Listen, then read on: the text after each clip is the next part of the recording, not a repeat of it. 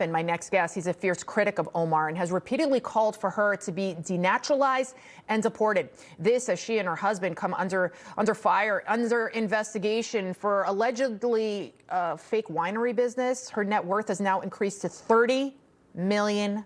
Joining me now is Florida Congressman, a member of the House Education and Workforce Committee, Randy Fine. $30 million. She possibly married her brother. She may have been overseeing the largest fraud that this country's ever seen, billions of dollars. How is she still a member of Congress? How is this woman still here in the United States?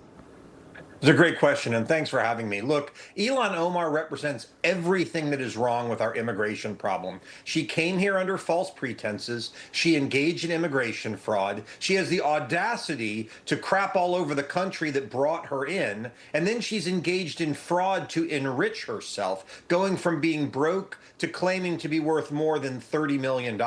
So she not only needs to be in jail, she needs to be denaturalized and deported. Now, why isn't she? Because to expel a member of Congress requires 2/3 votes, and Democrats won't even expel someone who's been arrested for stealing $5 million from Florida. They simply care about nothing except power, which is why the other path we can take is prosecution, and I know that she's being investigated for the financial fraud, which seems pretty obvious. Because, Congressman, that's the frustration by many Americans. They're like, okay, we keep hearing about this person and that person, Governor Newsom and Tim Walz and Ilhan Omar. When are we going to see these people finally face accountability? I mean, you have Governor Gavin Newsom. He has the goal to run for president. Well, the best way we can hold these people accountable is through our elections. It's why we cannot elect Democrats, because Democrats excuse it. Again, we have a woman in Florida who, it's clear as day, took $5 million from Florida taxpayers, put it into her campaign and won, and Democrats have said they will not vote to expel her from Congress. The only party out there that is fighting for Americans is the Republican Party. President Trump had a famous ad last year. It said, "We're for you, they're for they, them." Well, it's worse than that now. It's we're for Americans and they're for foreigners and criminals. That is the way that we can hold these people accountable. We have got to win elections. You know, Ilhan Omar, Elon Musk also calling her a fraud because her winery, it has no web address, there is no product. We actually had a owner of a winery in the first hour. He said business is actually down, never mind it increasing exponentially to $30 million. How is her husband, who, by the way, is a white guy, because she's always talking about white supremacy, this and that, how is he not under arrest? Well, I think they're being investigated. I think what she's specifically being investigated for is she claims she's worth more than $30 million.